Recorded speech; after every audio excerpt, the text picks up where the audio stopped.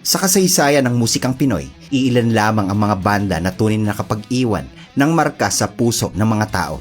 Mga kantang hindi lamang basta pinakikinggan, kundi nagiging bahagi ng buhay ng bawat Pilipino. Isa sa mga bandang ito ay ang Asin. Isang banda na sumikat dahil sa kanilang makabuluhang mga awitin tungkol sa kalikasan, kultura at tunay na kalagayan ng lipunan. Sa gitna ng dilim, ako ay mayroon lang akong hinihiling sa aking pagpapalagay. Mga kantang hanggang ngayon ay patuloy pa rin pinapatugtog at pinapakinggan ng maraming henerasyon. Pero sa likod ng kanilang tagumpay ay may mga kwento ng hirap, sakripisyo at isang trahedyang hanggang ngayon ay hindi pa rin nakakalimutan ng maraming tagahanga. Alam mo ba na ang isa sa mga founder at pangunahing boss ng banda ay nakaranas ng isang malagim na sinapit? Isang pangyayaring nauwi sa marahas na pananakit at sa kalaunan ay kanyang pagkamatay. Paano nga ba nagsimula ang bandang Asin? Sino-sino ang mga orihinal na miyembro na bumuo sa kanilang natatanging tunog? At ano nga ba ang tunay na nangyari sa isa sa kanilang founder at vocalist? Sa video na ito, ating balikan ang buong kwento mula sa kanilang pagsisimula sa rurok ng kanilang kasikatan hanggang sa mga pagsubok na dumaan sa kanilang buhay bilang isang banda. At aalamin din natin kung ano nga ba ang kalagayan ng mga natitirang miyembro ng Asin sa kasalukuyan. Pero kung bago ka pa lang sa aking channel, ay hinihiling kong mag-subscribe ka na, pakipindot na rin ang notification bell upang lagi kang updated sa mga video na gaya nito. Maaari ka rin mag-comment sa ibaba kung may alam kang detalye tungkol sa Asin na hindi natin naisama sa ating talakayan. Taong 1976, sa isang maliit na bar na malapit sa mga universidad sa Maynila, nagsimulang mabuo ang pagkakaibigan na kalaunan ay magbibigay ng malaking impluwensya sa mundo ng musikang Pilipino. Dito unang nagkakilala ang dalawang kabataang Ilonggo na may isang pangarap, ang makilala sa mundo ng folk music. Ang una ay si Mike Nonoy Peliore Jr. na mas kilala ng marami bilang si Nonoy. Nung panahong iyon, siya ay 4th year high school pa lamang sa University of Manila. Bata pa man, kapansin-pansin ang kanyang husay sa pagtugtog ng gitara at kakaiba niyang boses na may lalim at emosyon. Samantala, ang isa naman ay si Cesar Saro Banyares Jr. o mas kilala bilang si Saro. Siya ay isang second year college student sa kursong architecture sa University of Santo Tomas. Bagamat magkaiba ang kanilang paaralan at landas sa buhay, mabilis silang naging magkaibigan. Pareho silang Ilonggo, pareho ring mahilig sa musika, at pareho ring mahilig makipagkwentuhan habang may hawak na baso ng inumin sa mga bar na kanilang tinatambayan. Ngunit higit sa lahat, iisa ang kanilang pangarap, ang maging folk singers. At dahil dito, ay nagsimula silang magtanghal sa mga bar bilang duo. Tinawag nila ang kanilang grupo sa simpleng pangalan na Mike and Cesar. Sa bawat gabing sila ay tumutugtog, unti-unti nilang nahubog ang kanilang estilo. Madalas silang kantahin ang mga awiting may malalim na mensahe, mga kantang tumatalakay sa buhay, sa lipunan at sa karanasan ng ordinaryong tao. Ngunit makalipas ang halos isang taon, ang kanilang pagtugtog bilang duo, napansin nilang may isang bagay na tila kulang sa kanilang tunog. Ang boses ni Nonoy ay mababa o nasa tinatawag na baritone, samantalang ang boses naman ni Saro ay mataas o nasa tenor. Dahil dito, napagtanto nilang may nawawala sa kanilang harmony, isang middle voice na magbibigay ng mas buo o mas mayabang na tunog ng kanilang mga awitin. Kaya naman nagsimula silang maghanap ng isa pang makakasama sa kanilang grupo. Sinubukan nilang anyayahan ang ilan sa kanilang mga kaibigan na mahilig din sa musika. Ngunit sa kabila ng kanilang pagsubok, tila wala pa ring taong tunay na babagay sa kanilang hinahanap. Gayunpaman, hindi sila sumuko. Habang patuloy silang naghahanap ng tamang taong makakasama, ipinagpatuloy pa rin nila Nonoy at Saro ang kanilang pagtatanghal gabi-gabi sa mga bar. Pero hindi nila alam na sa mga darating na araw, makikilala na nila ang taong kukumpleto sa kanilang tunog. Isang taong magiging mahalagang bahagi sa pagbuo ng isang banda na sa kalaunan ay makikilala ng buong bansa bilang Asin. At dito nga magsisimula ang tunay na kwento ng kanilang banda. Isang gabi, habang sila ay tumutugtog sa isang bar, may isang babaeng pumasok sa lugar. At hindi nagtagal, napansin ng maraming tao sa loob ng bar ang kakaiba niyang presensya nang siya ay kumanta. Halos lahat ng naroon ay napahanga sa husay ng kanyang tinig. Ang babaeng yon ay walang iba kundi si Lolita Carbon. Si Lolita ay lumaki sa Maynila sa isang tahanan kung saan hindi nawawala ang musika. Sa kanilang bahay ay maraming musical instruments, kaya bata pa lamang siya ay nasanay na sa pagtugtog at pagkanta. Dahil dito, maaga pa lamang ay nahasa na ang kanyang talento sa musika. Madalas nga rin siyang sumasali sa mga singing contest noong kanyang kabataan. Sa katunayan ay minsan pa nga siyang nanalo sa isang live singing contest sa radyo na lalo pang nagpatunay sa kanyang kahusayan bilang mang-aawit. Hindi nagtagal ay napansin siya ni Saro at doon nagsimula ang kanilang pagkakaibigan. At habang tumatagal, ang pagkakaibigang yon ay nauwi sa isang mas malalim na relasyon at sa kalaunan ay naging magkasintahan sila. Dahil sa husay ni Lolita sa pagkanta, naisip ni Nonoy at Saro na subukan siyang isama sa kanilang grupo na noon ay duo pa lamang. Kaya nung marinig nila ang boses ni Lolita, agad nilang napagtanto na siya na ang taong matagal nilang hinahanap. At doon na nga nagsimula ang bagong yugto ng paglalakbay nila sa musika. Nagsimula silang tumugtog na tatlo, kadalasan ay sa mga folk house at maliliit na bar kung saan nagtitipon ang mga taong mahilig sa acoustic at folk music. Sa bawat pagtatanghal, lalo pang nahuhubog ang kanilang estilo at pagkakaisa bilang grupo. At isang gabi, habang sila ay magkakasama na nagiinuman matapos ang kanilang set, may narinig silang kanta mula sa radyo. Ito ay ang awiting Salt of the Earth, isang kantang sumikat sa bersyon ni Joan Baez. Paulit-ulit nilang narinig ang kanta, ang linyang Let Us Drink to the Salt of the Earth. Nagustuhan nila ang mensahe at tunog ng kanta, ngunit higit pa ron, tila may kakaibang inspirasyong ibinibigay sa kanila ang mga salitang yon. Hindi nila alam na ang simpleng kantang kanilang narinig sa radyo ng gabing yon ay magiging inspirasyon sa pangalang gagamitin nila sa kanilang banda. Isang pangalang kalaunan ay magiging bahagi ng kasaysayan ng musikang Pilipino, ang pangalang Asin. Ngunit bago tuluyang makilala ang kanilang banda sa buong bansa, marami pang pagsubok at kwento ang kanilang pagdaraanan. At isa na rito ang paglikha ng mga kantang magpapakilala sa kanila sa mundo ng OPM. Matapos marinig ang kantang Salt of the Earth, tila may ideyang nabuo sa isip ng tatlong musikero. Habang sila'y nakikwentuhan at nagiinuman ng gabing yun, napag-usapan nila ang kahulugan ng salitang kanilang narinig sa kanta. Kaya sa kalaunan ay napagkasunduan nila na ito na ang pinakamagandang pangalan para sa grupo. Ang Salt of the Earth o sa Tagalog ay asin ng lupa ay isang pariralang may malalim na kahulugan. Hindi lamang ito basta salita mula sa isang kanta dahil may pinagmulan din itong mensahe mula sa Biblia. Sa aklat ng Gospel of Matthew, chapter 5, verse 13, mababasa ang isang kilalang pangaral ni Jesus na nagsasabi ng mga kataga, kayo ang asin ng lupa. Isang pahayag na sumisimbolo sa kahalagahan ng bawat tao sa mundo na tulad ng asin. Maliit man ang bahagi, ngunit may malaking epekto sa lasa at kabuluhan ng isang bagay. Para sa kanila, ang pangalang ito ay akmang-akma sa uri ng musikang nais nilang iparating sa mga tao. Mga awiting may mensahe, may saysay, at may layuning magmulat sa kamalayan. Habang lumilipas ang panahon, patuloy silang nagpe-perform sa iba't ibang folk house at bar sa Maynila. Unti-unti ring lumawak ang kanilang tagapakinig hanggang sa dumating nga ang isang mahalagang pagkakataon sa kanilang buhay bilang mga musikero. Taong 1978 nang mapanood sila ng isang music executive na nagngangalang Tony Ocampo mula sa Vico Records.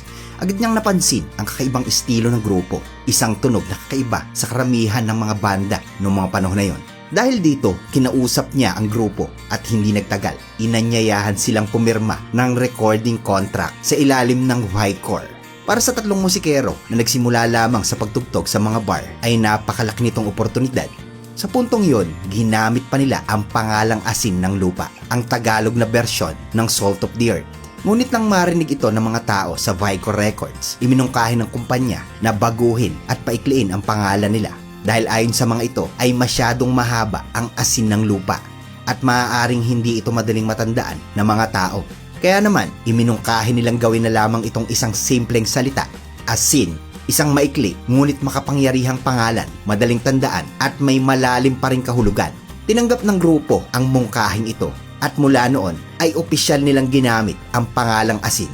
Gayunpaman, tulad ng karamihan sa mga bagong banda noon, binigyan lamang sila ng standard recording contract ng Vico Records.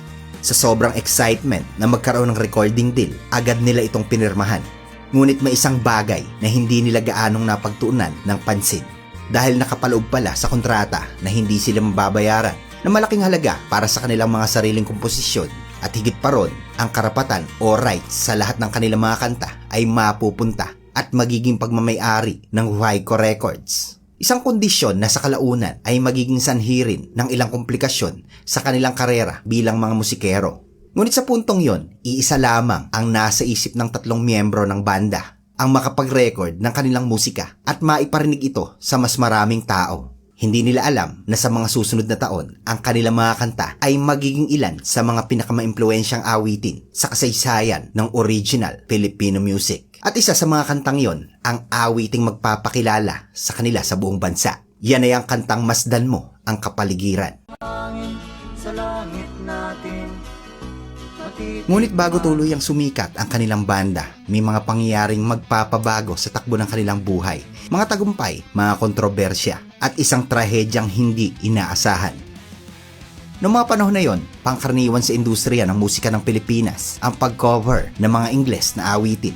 Madalas nga ay kinukuha lamang ang mga melodiya ng isang banyagang kanta pagkatapos ay ilalagyan ng Tagalog na lyrics upang magkaroon ng sariling bersyon ang mga lokal na mga awit. Ngunit para kay Cesar Saro Banyares Jr. ay hindi ito ang direksyon na nais niyang tahakin. Para sa kanya, mas mahalaga na ang musika ay may sariling identity at may malalim na mensahe para sa mga Pilipino. At sa halip na manggaya ng mga banyagang kanta ay nais niyang lumikha ng mga orihinal na awitin. Mga kantang magsasalita tungkol sa tunay na kalagayan ng lipunan at sa pangangalaga sa kalikasan. At doon na nga isinilang ang kauna-unahang awitin na kanilang inilabas, ang kantang Masdan Mo ang Kapaligiran, na isinulat mismo ni Saro. Isang awitin na naglalaman ng matapang na panawagan sa mga tao na alagaan ang kalikasan, isang temang bihirang marinig sa mga kanta noong mga panahon na yon. Inilabas nila ito bilang single sa ilalim ng Vico Records. Noong panahon ng Vinyl Records, karaniwan may 2 kanta ang isang plaka. Sa side A ay matatagpuan ang pangunahing kanta at dito inilagay ang Masdan Mo ang Kapaligiran. Samantalang sa side B naman ay ang isa pa nilang awitin na isinulat din ni Saro, ang kantang Sayang Ka. Ang kantang ito ay may kakaibang mensahe sa lyrics at tema nito. Tila hinihikayat ng kanta ang mga kapwa musikero at mga awit na huwag basta-basta manggaya lamang ng mga banyagang awitin. Sa halip, dapat silang matutong lumikha ng sarili nilang mga kanta at ipahayag ang kanilang sariling boses sa pamamagitan ng musika. Ngunit sa loob ng banda, may isang miyembro na tila tinamaan ng mensahe ng awiting ito. Pakiramdam ni Mike Nonoy Peliora Jr. na parang may patama sa kanya ang kanta. Gayunpaman, kahit ganoon ang kanyang naramdaman, hindi niya naitanggi na tama ang mensaheng nais iparating ng nasabing awitin. At marahil dito, nagpasya si Nonoy na gumawa ng isang mahalagang hakbang sa kanyang buhay bilang isang musikero. Sa unang pagkakataon ay sinubukan niya ring sumulat ng sarili niyang orihinal na kanta. Isang desisyong kalaunan ay magbibigay ng mas malaking kontribusyon sa mga awiting ilalabas ng banda na Asin. Hindi nagtagal, dumami pa ang mga awiting nilikha ng banda. Isa na nga rito ang kantang Tuldok na isa rin sa mga komposisyong nagpakita ng kakaibang estilo ng kanilang musika. Dahil sa lalim ng mensahe at kakaibang tunog ng kanilang mga awitin, mabilis na nakilala ang banda sa iba't ibang bahagi ng bansa. Unti-unting mas maraming tao ang nakakapansin sa kanilang musika, lalo na sa mga awiting may temang panlipunan at may malalim na kahulugan. Habang patuloy na lumilikha ng mga kanta sina Saro at Nonoy, hindi rin nagpahuli ang kanilang babaeng miyembro na si Lolita Carbon. Dahil hindi nagtagal ay sinubukan na rin niyang ipakita ang kanyang kakayahan sa pagsusulat ng mga awitin. At dito niya isinulat ang kanyang kauna-unahang original na kanta, ang awiting Pagbabalik. Ang kantang ito ay agad ding napansin ng mga tagapakinig dahil sa emosyonal nitong mensahe at sa kakaibang timpla ng kanilang musika. Taong 1978, nilabas ng banda ang kanilang kauna-unahang full studio album na may simpleng pamagat na Asin sa ilalim ng Vico Records. Ang album na ito ay hindi lamang basta koleksyon ng mga kanta. Karamihan sa mga awitin nito ay may social at political themes na tumatalakay sa kalagayan ng lipunan, sa kalikasan at sa pag-asa na balang araw ay magkakaroon ng mas magandang kinabukasan ang bansa. Isa nga rin itong mahalagang milestone sa kasaysayan ng musikang Pilipino. At sa kauna-unahang pagkakataon, ang estilo ng folk rock ay hinaluan ng mga tradisyonal na instrumentong Pilipino. Dahil dito, nabuo ang kakaibang tunog na tunay na maituturing na sariling atin. Hindi nagtagal, nagsimulang marinig ang kanilang mga kanta sa iba't ibang lugar, sa mga radyo, sa mga bar, at maging sa mga pampublikong pagtitipon. Unti-unting lumawak ang kanilang tagapakinig at sa loob lamang ng maikling panahon, ang banda na nagsimula lamang sa pagtugtog sa maliliit na bar ay naging isa sa pinakasikat na banda sa Pilipinas. Ang pangalang Asin ay naging simbolo ng musikang may mensahe at may malasakit sa bayan. Noong huling bahagi ng 1979, inilabas ng banda ang kanilang ikalawang album na pinamagatang Himig ng Pag-ibig. At tulad ng kanilang unang album, patuloy pa rin nilang ipinakita ang kanilang kakaibang estilo sa mga awiting may puso, may kwento at may layuning magmulat ng kamalayan sa mga nakikinig. Ngunit kasabay ng kanilang lumalaking kasikatan ay unti-unti ring dumarating ang mga hamon at pagsubok sa kanilang banda. Mga pangyayaring hindi lamang susubok sa kanilang talento bilang mga musikero, kundi pati na rin sa kanilang pagkakaibigan at pagkakaisa bilang isang grupo. Sa ikalawang album ng banda na Himig ng Pag-ibig, naroon ang isa sa mga awiting hanggang ngayon ay itinuturing ng marami bilang isa sa pinakapaboritong love song ng mga Pilipino, ang kantang Himig ng Pag-ibig. Dahil sa lalim ng kanta at ganda ng mensahe ng awit, mabilis itong tumatak sa puso ng maraming Pilipino na isa sa pinaka-iconic na awitin ng OPM.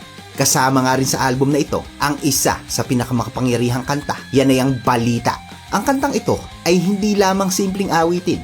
Isa itong matapang na naglalarawan sa mga opresyon, paghihirap at kalungkutan na dinaranas ng maraming Pilipino noong mga panahon na yon. Sa pamamagitan ng kanilang musika, patuloy na ipinapakita ng Asin na ang kanilang mga kanta ay hindi lamang para sa aliw o kasiyahan, kundi para sa kamalayan ng lipunan. Ngunit sa kabila ng kanilang lumalaking kasikatan, may mga pangyayaring nagdulot ng pagbabago sa kanilang banda. Kalaunan ay naghiwalay sina Cesar Saro Banyares Jr. at Lolita Carbon. Ang personal na pangyayaring ito ay isa rin sa mga naging dahilan kung bakit unti-unting nagwawatak-watak ang banda. Sa pagsapit ng 1981, muling bumalik sa pag-record si Lolita Carbon bilang solo artist. Samantala, makalipas ang ilang taon, isang kakaibang pagkakataon ang muling nagbigay buhay sa banda. Noong 1983, isang grupo ng mga business student mula sa Cebu ang nagkaroon ng ideya para sa kanilang proyekto. Yan ay ang pagsamasamahin muli ang mga orihinal na miyembro ng Asin para sa isang reunion concert. Di nga nagtagal, ang concert ay ginanap sa Cebu Coliseum. Hindi inaasahan ng marami kung gaano kalaki ang magiging epekto ng reunion na ito. Sa katunayan, naubos kaagad ang mga tickets at naging isang sold-out concert ang kanilang pagtatanghal.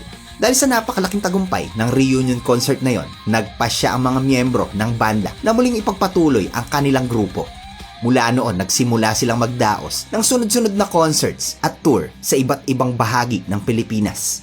Makalipas ang halos isang taon, opisyal na ring naging miyembro ng banda si Fred Aban Jr. o mas kilala nga bilang Pendong. Sa panahong ito, inilabas nila ang kanilang ikatlong album na pinamagatang Himig ng Lahi. Kabilang sa album na ito ang kantang At Tayo'y Dahon na muling nagpakita ng kanilang kakaibang estilo ng musika. Hindi nga nagtagal, naging gold record agad ang album makalipas lamang ilang linggo mula nang ito ay mailabas.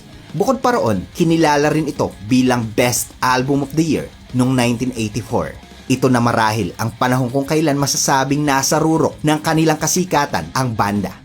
Ang Asin ay nagkaroon ng maraming concerts at patuloy na nag-tour sa iba't ibang bahagi ng bansa. Pagkatapos nito, lumipat sila ng panibagong record label, ang Ivory Records. Dito ay iminungkahi sa kanila na gumawa ng isang album na naglalaman ng mga cover songs. Ngunit imbes na karaniwang mga kanta lamang, ay nagpasya ang banda na pumili ng mga awiting nagmula sa iba't ibang rehiyon ng Pilipinas. Dahil layunin nilang ipakita ang kultura at musika ng iba't ibang bahagi ng bansa. At sa isang paraan ay pag-isahin ang mga Pilipino sa pamamagitan ng musika. Ang album na ito ay inilabas noong 1984 at pinamagatang Mga Awitin ng Bayan Kong Pilipinas. Isa sa mga kanta rito ay ang makabayang awitin na Bayan Ko na matagal ng simbolo ng pagmamahal sa bayan. Hindi nagtagal ay nakapaglunsad pa sila ng isang album bago sumiklab ang People Power Revolution noong 1986. Ang mga kantang kabilang sa album na ito ay sumasalamin sa mga pangyayaring nagaganap sa bansa noong mga panahon na yon. Mga awiting may mensahe tungkol sa pagbabago, pag-asa at sa hinaharap ng Pilipinas. Ngunit sa kabila ng kanilang tagumpay, may isang trahedyang paparating na hindi inaasahan ng marami. Isang pangyayaring mag-iiwan ng malaking marka sa kasaysayan ng banda at magbabago sa takbo ng kanilang kwento. Noong sumunod na taon, inilabas ng Asin ang kanilang album na pinamagatang Asin sa Atubiling Panahon. Ang album na ito ay inspirasyon ng mga damdamin, pangarap ng mga Pilipino noon. Ang hangaring magkaroon ng pagbabago sa lipunan at pag-asa para sa mas magandang bukas. Katulad ng kanilang musika, ang mga awitin sa album ay naglalaman ng tema tungkol sa bayan, kalikasan at kamalayan ng tao. Sa taglay nga nilang kasikatan at kakayahan ay dumating ang isang kakaibang alok. Inanyayahan silang tumugtog sa kampanya ni President Ferdinand Marcos at sinabihan sila na pwede silang magsabi ng kahit anong halaga para sa kanilang pagtatanghal at ito ay ibibigay nga sa kanila. Ngunit sa halip na tanggapin ng alok, nagpasya ang banda na tumanggi. Para sa kanila, ang kanilang musika ay hindi dapat ipinagbibili para lamang sa pera o sa pampulitikang interes. Pero sa kabila ng kanilang mga prinsipyo, hindi rin nakaligtas ang banda sa tensyon sa pagitan ng mga miyembro dahil unti-unting nagsimulang magkaroon ng hindi pagkakaintindihan at pagtatalo. At sa isang pagkakataon, nagkaroon pa ng aktwal na suntukan sa stage sa pagitan ni Fred Aban Jr. at ni Cesar Saro Banyares Jr. Dahil dito ay muli nilang nabawasan ang pagkakaisa ng grupo at pansamantalang nagkawatak-watak ang banda. Ngunit hindi nagtagal, naghilom ang alitan. Noong 1988, nagpasya ang tatlong orihinal na miyembro na muling subukan at buhayin ng banda. Sa panahong iyon, kinausap ni Mike Nonoy Peliore Jr. ang isa sa kanilang dating producer na si Ed Formoso at ibinahagi ang ideya na gumawa ng bagong koleksyon ng mga awitin. Isang proyektong kung saan pagsasama-samahin ang mga sikat na Pilipinong awitin at mga hindi aktibong miyembro ng banda. Sumang-ayon agad ang iba pang miyembro at muling naglabas ang banda ng dalawang album noong 1988 na pinamagatang Himig Kayo Manggi at ang isa ay ang Sinta na parehong naglalaman ng mga cover songs. Ngunit sa kabila ng muling pagsasama, hindi rin nakaligtas ang banda sa mga intriga sa likod ng eksena. Sa kalaunan ay naalis si Nonoy mula sa banda.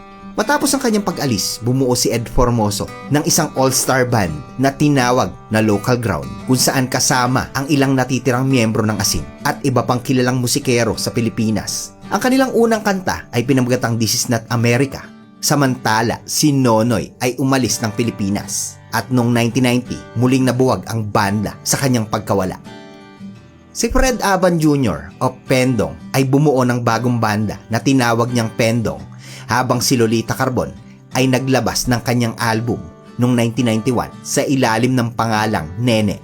Sa kabila ng lahat, nagkaroon ng huling pagkakataon ang tatlong orihinal na miyembro ng Asin noong 1992. Muling nagtipon ang grupo para sa kanilang huling reunion concert, isang pagtatanghal na nagmarka sa kanilang natatanging ambag sa musika at sa puso ng kanilang tagahanga. Pero ito ang mas nakakalungkot na pangyayari na hindi inaasahan ng sino man. Noong gabi ng ika-18 ng Marso taong 1993, abala si Cesar Saro Banyares Jr. sa pagtugtog at pagkanta sa Vision KTV Karaoke Bar sa General Santos Drive, Coronadal. Habang masayang nagkakasiyahan ang mga bisita, nagkakantahan, nagkakainan at nagiinuman, isang alitan sa pagitan ng mga customers ang biglang sumiklab. Tumagal ang gulo ng ilang minuto hanggang sa isang putok ng baril ang narinig, duguan at may tama sa noo. Agad na isinugod si Saro sa ospital, ngunit sa kabila ng mabilis na aksyon, pumanaw siya. Ayon sa mga testigo, bago barilin si Saro, binugbog siya ng abogadong si Gualberto Catalunya at ng magkapatid na si Julita at Joel Castreson na nag-ugat sa hindi pagkakaunawaan.